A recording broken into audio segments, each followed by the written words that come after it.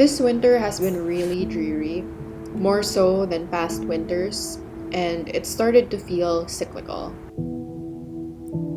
I live in a city where it's mostly cold and Hello. gray 5 months out of a year, and there are weeks that pass without sun. My photography, my painting practice, and mental health really take a hit during these extended periods of gray. So one Sunday, we decided to drive to a place where we could take in some greenery outdoors.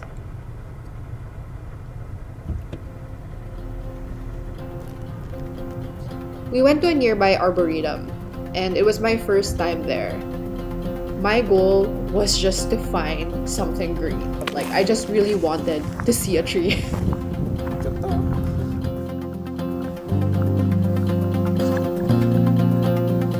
It's a giving tree.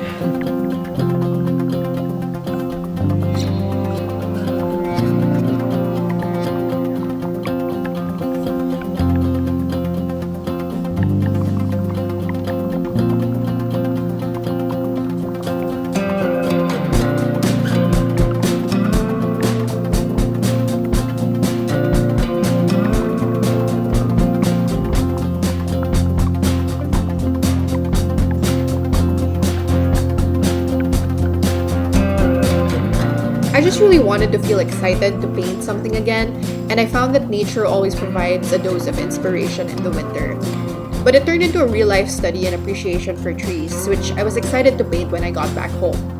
Parang it is once. I love that it has such a funky shape.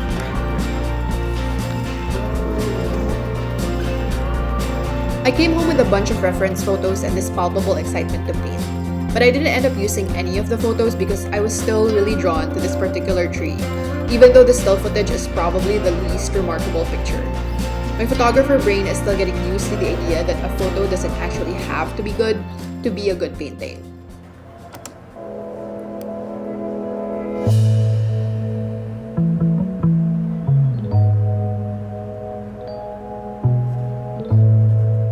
Painting branches makes me really nervous because I have this tendency to paint really, really thick branches. When painting branches, I really find a liner brush effective. No. See what I mean? I don't know. I feel like these branches are defying gravity. Yeah, no, branches don't look like that, right? No, they don't.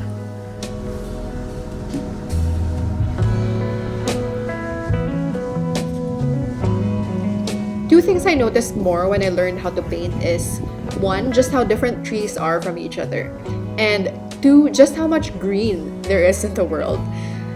It sounds silly, but as a photographer, I tend to think of things as a whole, and when I compose images, I think, oh, that tree would look good with a house beside it, or that tree would look good with a person passing by, and I don't think that is a pine tree. That tree is a shade of green that I can achieve if I mix a little bit of orange in the green. You know what I mean? I guess you need to have that mindset when you're painting. You think of things in details. Like, you pay attention to color more as a painter because you have to make that color and not photograph it. And so now as a painter, when I go out in nature and I see a tree, I think that tree has a different type of leaf compared to this bush here.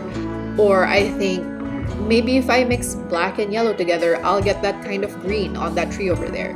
And yes, plot twist, if you mix black and yellow, you do get green. This green has a little bit more reddish tones to it than this green, which is richer and bluer and darker. So that's just an interesting observation. And it's nice to notice these small things in life. I think when you pay attention more in life, you kind of really get more out of it. Or at least for me.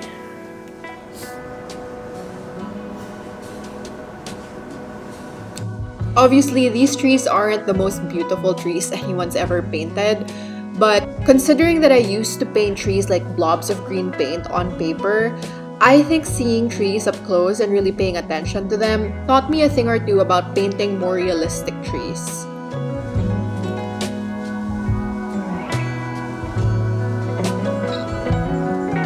Time to climb the